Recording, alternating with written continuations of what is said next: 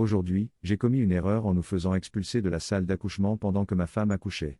Tout commence après que nous ayons pris possession de notre chambre à l'hôpital pour l'accouchement de ma femme la semaine dernière. Les chambres ont été récemment rénovées, avec des meubles sympas et une grande télévision pour rendre le processus d'accouchement plus confortable. La salle de bain semble fonctionner normalement, rien d'extraordinaire. Ma femme l'a utilisée sans problème. J'ai fait pipi dedans, j'ai tiré la chasse d'eau et je me suis lavé les mains sans rien remarquer. Elle l'a réutilisée peu après et m'a dit que j'avais oublié de tirer la chasse d'eau. J'étais sûr de l'avoir fait, mais on ne discute pas avec le patron. J'ai simplement dit que j'étais désolé et j'ai continué à travailler. Il est tard dans la soirée et ma femme a de vraies contractions.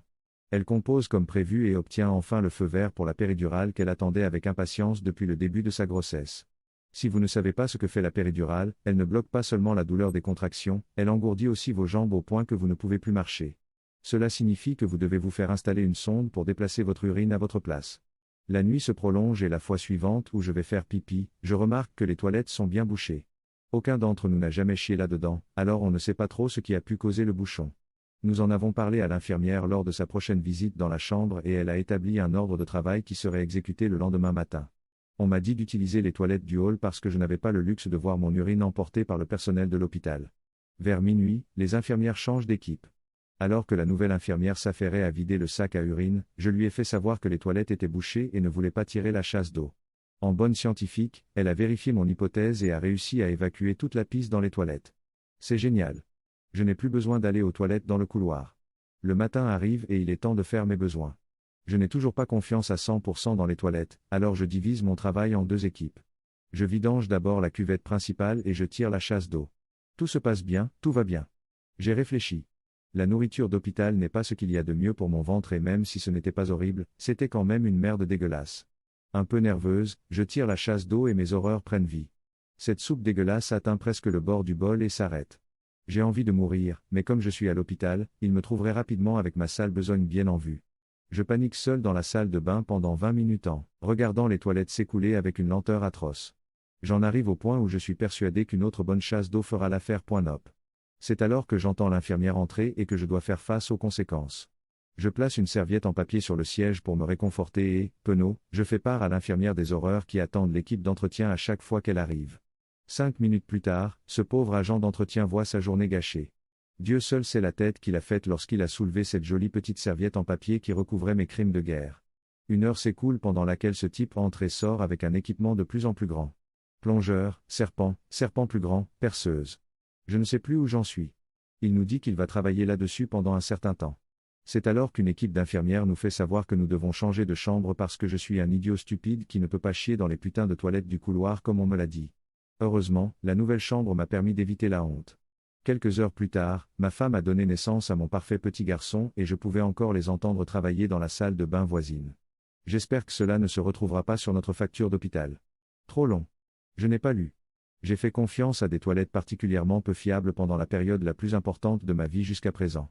Des saletés ont bouché les toilettes et nous avons dû déménager nos chambres pendant que ma femme accouchait.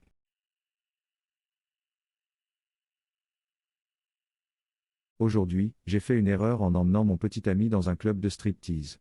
C'est arrivé samedi et je n'arrive toujours pas à m'y retrouver. Mon copain et moi sommes partis en voyage hors de la ville. Nous avions entendu parler d'un bar de la ville qui accueillait des stripteaseuses tous les 2 week-ends, alors nous avons décidé d'aller y jeter un coup d'œil. Les stripteaseuses étaient correctes pour la plupart, mais il y avait une fille qui sortait du lot. Elle avait de longs cheveux, un sourire magnifique et un corps de vidéaste. C'était aussi une très bonne danseuse. Ses acrobaties étaient impressionnantes. Mon petit ami était manifestement sous le charme. Je me suis assise et je l'ai regardé la regarder. C'était assez amusant.